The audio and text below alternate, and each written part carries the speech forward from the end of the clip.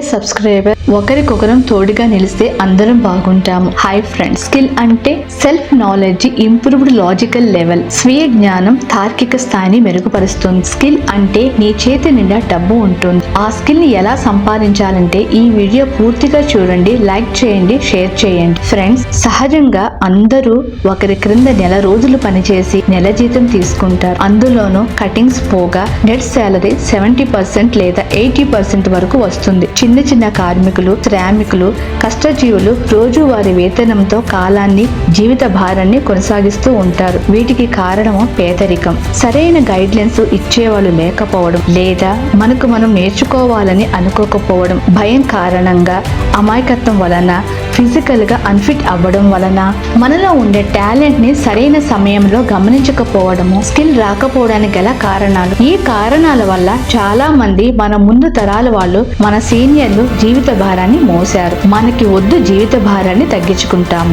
ఆలోచన రెక్కల్ని పైకి ఎగరవేద్దాం. మంచి జ్ఞానంతో, మంచి సంపాదనతో సంతోషంగా, టెన్షన్ పడకుండా జీవితాన్ని గడపడానికి కొత్త ప్రమాణపు దారిని మార్చుకుంటాము. నేను ఇంతకు ముందు జాబ్ వీడియోని పెట్టాను. అందులో ఒక పాయింట్ చెప్పాను. ఆ పాయింట్ ఏంటంటే, కాలేజ్ డేస్ అంటే కెరీర్ డేస్ అని.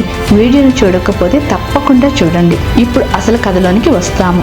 ఇప్పుడు చదువుకుంటున్న స్టూడెంట్స్ కి ఎంత మందికి స్కూల్ లేదా కాలేజ్ లేదా యూనివర్సిటీ యొక్క పూర్తి వివరాలు తెలుసు అంటే, స్కూల్, కాలేజ్, యూనివర్సిటీ మేనేజ్మెంట్ వివరాలు, టీచర్స్, లెక్చరర్స్, ప్రొఫెసర్స్ పూర్తి పేరు, ఎన్ని క్లాస్ రూమ్స్, కాలేజ్ లో ఎన్ని బెంచెస్ ఉంటాయి, ఎంత మంది న్యూ స్టూడెంట్స్ కాలేజ్ లోకి వచ్చారు, ఎంత మంది పాస్ అవుట్ అయ్యారు, ఎంత మందికి ప్లేస్మెంట్ వచ్చాయి, వర్క్ షాప్ లో, కంప్యూటర్స్ ల్యాబ్ లో, ఫిజిక్స్, కెమిస్ట్రీ లాబొరేటరీలో ఎన్ని మిషన్స్, కంప్యూటర్స్, ల్యాబ్ కి సంబంధించిన పరికరాలు, వాటి పార్ట్స్, డెస్క్టాప్ ప్రాపర్టీస్, ల్యాబ్ కి సంబంధించిన పరికరాలు పూర్తి వివరాలు తెలుసు. ఒకసారి ఆలోచించి కామెంట్ బాక్స్ లో మీ కామెంట్స్ ని తెలియజేయగలరు. అన్ని కాలేజీల్లో అన్ని మిషన్స్, పరికరాలు సరిగ్గా పనిచేయవు. అలా సిమ్యులేటర్ గా అంటే ఏదో మిషన్స్ ఉండాలి కాబట్టి ఉంచారు. కానీ ఎంత మంది స్టూడెంట్స్ లెక్చరర్స్ తో మంచి రిలేషన్ ని పెంచుకుని పని చేసినా పని చేయకపోయినా ఆ మిషన్స్ గురించి తెలుసుకుంటారు.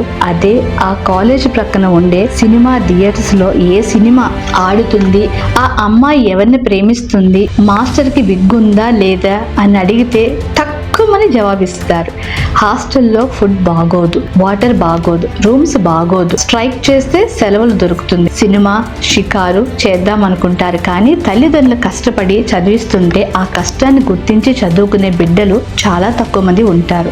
మిగిలిన వాళ్ళు జులాయిగా తిరుగుతూ ఉంటారు. కానీ కాలేజ్ నుండి బయటకు వస్తే జులాయిగా తిరిగేవాడు డబ్బులు బాగా సంపాదిస్తూ ఉంటాడు, లైఫ్ ని బాగా ఎంజాయ్ చేస్తూ ఉంటాడు. బాగా చదువుకుని బయటకు వచ్చిన స్టూడెంట్స్ నేరుగా జాబ్ కోసం ట్రై చేసి జాబ్ చేస్తూ ఉంటారు. జాబ్ లో సాటిస్ఫాక్షన్ వెతుక్కుంటూ ఉంటారు. కానీ జాబ్ సాటిస్ఫాక్షన్ చాలా మందికి రాదు. కానీ జాబ్ నుండి బయటకు రాలేక, ఏమీ చెయ్యలేక, పెళ్లి, పిల్లలు, తల్లిదండ్రుల బాధ్యతలను, తన నెల జీతంతో జీవిత భారాన్ని మోస్తూ ఉంటారు. జులాయిగా తిరిగేవాడు సంతోషంగా జీవితాన్ని గడుపుతూ ఉంటాడు.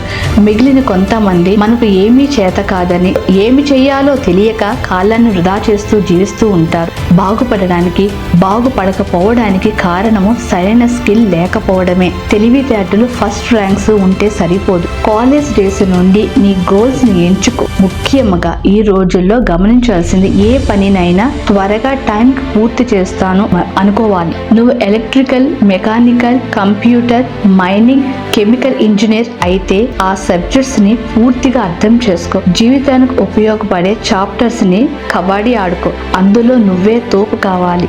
ఆ చాప్టర్స్ అర్థం కాకపోతే నీ సరౌండ్స్ లో ఉండే mechanical shop, electrical shop, other branches కు సంబంధించిన మినీ షాప్స్ ఉంటే వెంటనే వెళ్ళి రిక్వెస్ట్ చేసుకుని నేర్చుకో. చెయ్యి పెట్టి చూడు. చొక్కా నలగని, ప్యాంటుకి ఆయిల్ అంటుకున్నా, మట్టి వాసన వచ్చినా, టైంకి భోజనం దొరకకపోయినా పర్వాలేదు, నేర్చుకో. నువ్వు కాలేజ్ నుండి, యూనివర్సిటీ నుండి నీ సర్టిఫికెట్ తో పాటు స్కిల్ ని కూడా బయటకు తీసుకునిరా. అప్పుడు వెళ్ళి ఇంటర్వ్యూకి తారా స్థాయిలో కూర్చుంటావు.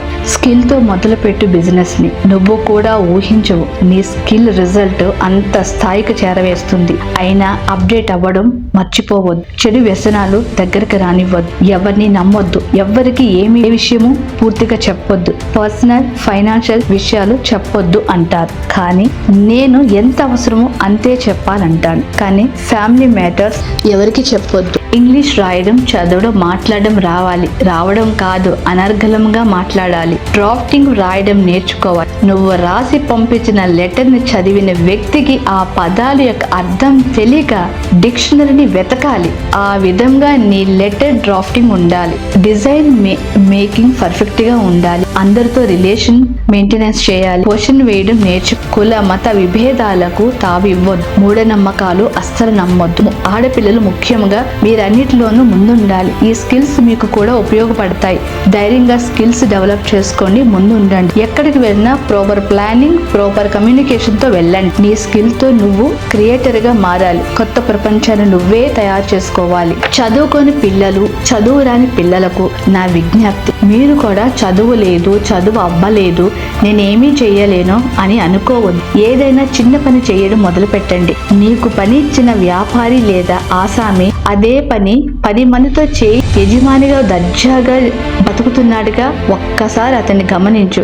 అతని అలవాట్లు, అతని ఆలోచనల్ని, మాట్లాడే విధానాన్ని, డబ్బు ఖర్చు పెట్టే విధానాన్ని, ఫ్యామిలీతో సంతోషంగా ఉండే విధానాన్ని గమనించు. అప్పుడు నీకే అర్థమవుతుంది నేను ఎలా మారితే మా యజమానిలా మారగలుగుతాను అని ఆలోచించు. పనిలో నిమగ్నమవు. పనిని పూర్తిగా తెలుసుకో. మెలకువలు నేర్చుకో. డబ్బును పొదుపు చేయి. చెడు వ్యసనాలు అలవాటు చేసుకోవద్దు. చెడు వ్యసనాలు అంటే మందు తాగడం, దమ్ము కొట్టడం, వ్యభిచారం చేయడం, పేకాట్ ఆడడం, ఇవి మాత్రమే చెడు వ్యసనాలు కావు.